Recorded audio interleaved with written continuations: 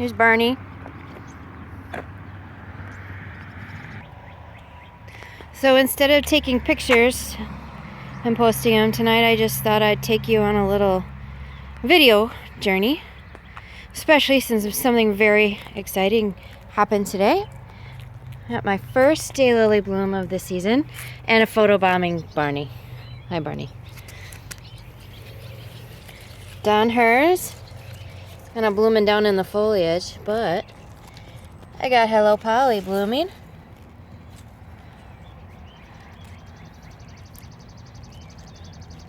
Looks like I don't know if it's gonna have a good pollen, but I might try to dab a little pollen on it. I have some from last year, so I might try that. That's my first bloom of the season. As you can see, the grass where the granary was is growing up really nicely. Probably next week I think we'll be able to mow it for the first time. Looks really happy. Next to it here, Kurt mowed the grass tonight. So hopefully it'll all look nice and even next week. Over here by the road is, I call it the hay ring garden. And what it is it's a circular hay ring that's been cut up into 3 sections and is serving as a background for these 3 garden areas. The hay ring looks like Hansa is blooming. That's Rugosa Rose there. Got a couple daylilies there. Tree peonies finished blooming, and it's Fire Witch Dianthus. I love Fire Witch. She really is that beautiful and that bright. Another Dianthus maybe coming up.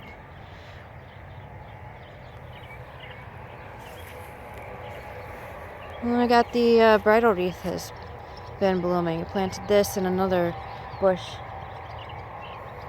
last year. In the middle hay ring bed, I've got some lambs here in the front, tree peony in the back, and then that's Creature of the Night. Doesn't look like it's putting up scapes just yet, but it really looks good. I split it last year and it's already formed clumps, so very happy about that. And the third hay ring bed, I have some phlox, tree peony, more Fire Witch Dianthus, and here's some Artemisia. And then on the end, more Hansa. Smells just wonderful.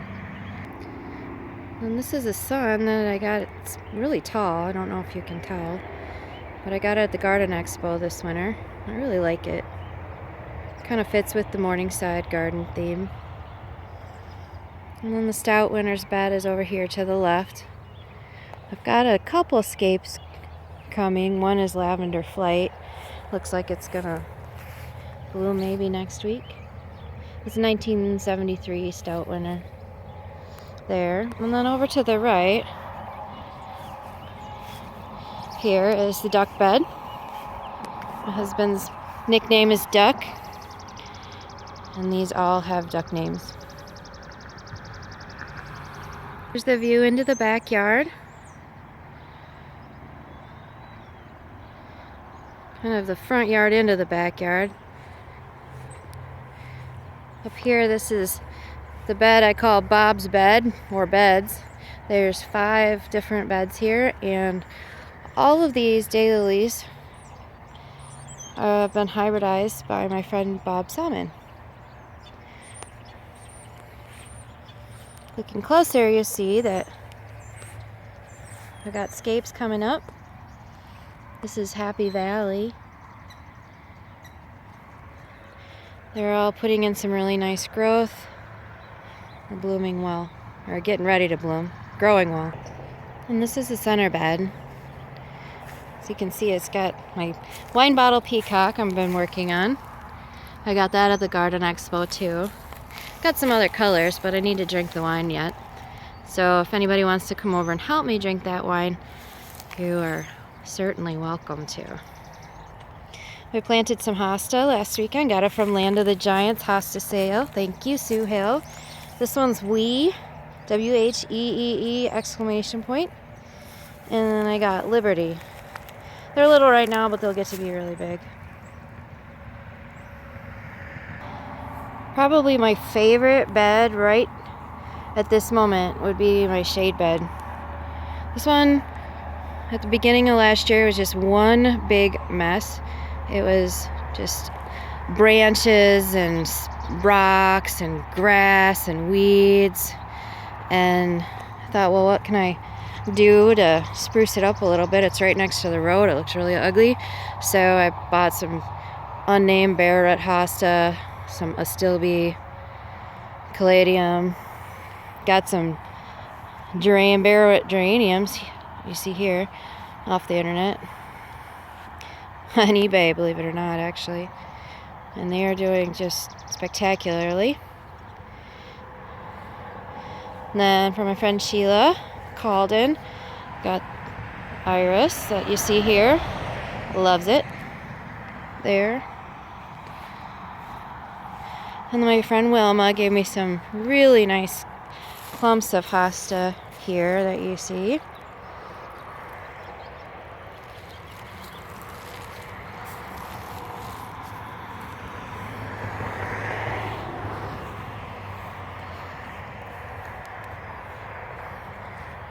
Backing up, you can see it from the other end.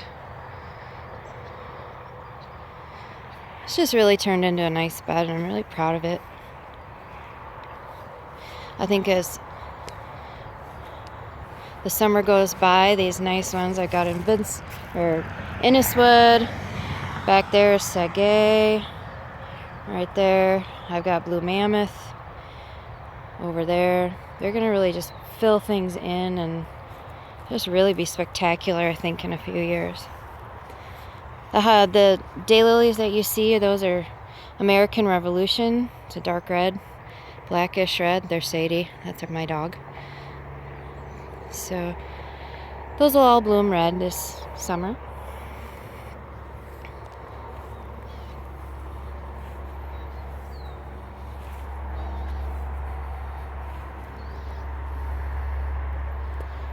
One of the challenges here is it's really dry underneath these pine trees, so I ended up watering just a ton last year, and then I've amended the soil with leaf mulch, and the leaves just came right over from our tree over here.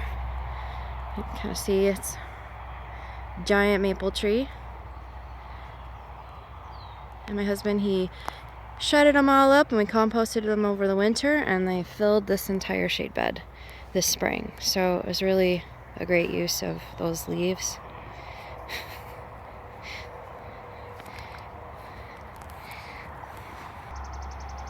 And then here on the other side of the shade bed is the northern, what I call a northern Mecca bed. Came back from northern Mecca with just a ton of these daylilies. I didn't know what I was going to do with them, so made another bed. Isn't that what every gardener would do? It's just right over next to the shade bed here. It's toward the road. I've got daylilies here from Dan Bachman, Bob Faulkner. Got a beautiful plant here from Jamie Gossard last year, just as a gift for stopping by his place. That was pretty awesome. And then I have a whole bunch of seedlings here right in the back from Sandy and Mike Holmes that I'm really looking forward to seeing bloom again this year. And then over on the other side of the shade bed are plants that I got at the Wisconsin Daylily Society annual club sale. We have an amazing selection. We have a really good group of people, and our sale just is phenomenal every year. So continuing in toward the backyard from the northern Mecca bed, I have just another shade bed here with some nice various hosta, some coral bells. And then as I bring the camera up, you can see this is our backyard, a pretty big farmhouse. And if you see the farmhouse compared to these beds are just massive. The bed closest to us is called the Halloween, well, I call it the Halloween bed, and it only actually has Halloween themed or colored daylilies on each end. It was so big, I just didn't have enough orange, black, and white or Halloween named daylilies to be able to fill this whole bed. So you can see I still have some empty room, but I'll fill it up. Right here is the Wisconsin Daylily Society adoption and auction bed. I have two adoption plants, and what happens with the adoption is you adopt a plant for 3 years, and then you bring back the whatever growth there is on the plant or increase back to the club, and then they auction it off to buy more plants for the adoption auction, and you get to keep 2. So I have some really nice, I have a lot of actual really tall daylilies in this bed, so I'm really excited to see what these are going to turn out like, and especially if I can reach them in order to hybridize. One thing that I didn't really think about when I made this bed is that this is the sewer vent. I have it covered with a terracotta, I don't know what that is, but I found it in the dirt actually. And uncovered it, and I thought, well, I think I'll slip it over this. But this is our sewer vent, or septic vent, and when you're weeding this bed, it's just not super nice. So kind of could have planned that better.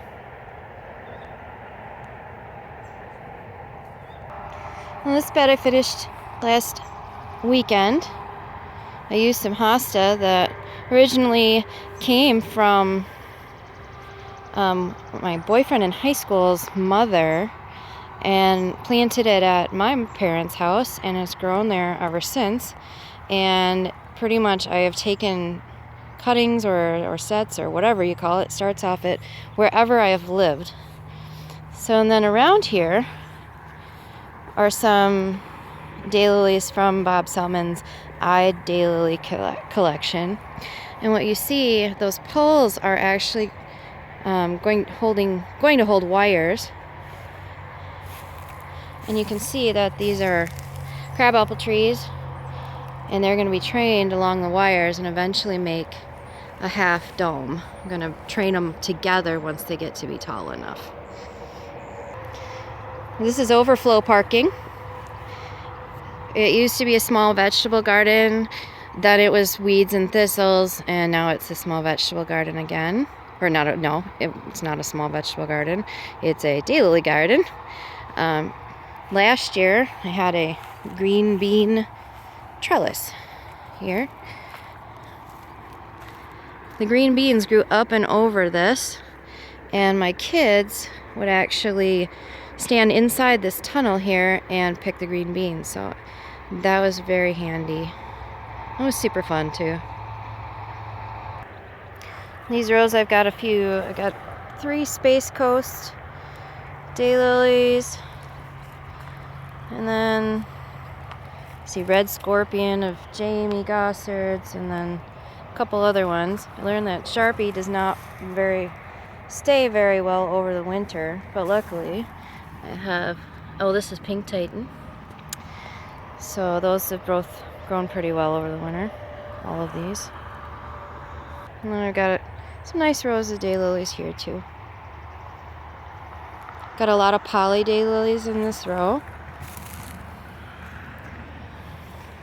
Too many petals. So I got some Bobby Baxter ones here. Good Girls Do. Leslie Mock 1. Got a Richard Norris. We got a couple ones from Gossard. And then Space Coast Freaky Tiki, which I'm looking forward to seeing bloom. I'm hoping it's as stippled as it looks. Some weeds, don't we all? And I've got some peonies blooming. And it looks like some more pink ones coming. And then just some gorgeous purple iris. These smell delicious.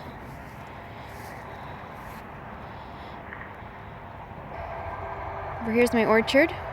Kind of dark. There we go.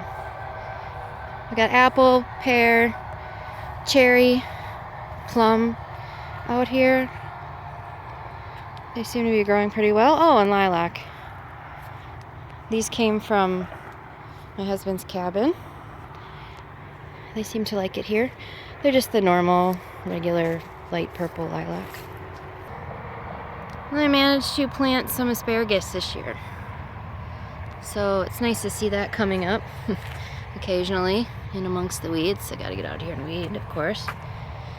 But it looks like that's all coming up pretty nicely. You can see the little trees here. There's a nice one. Another one. Won't be able to have this for 3 years, but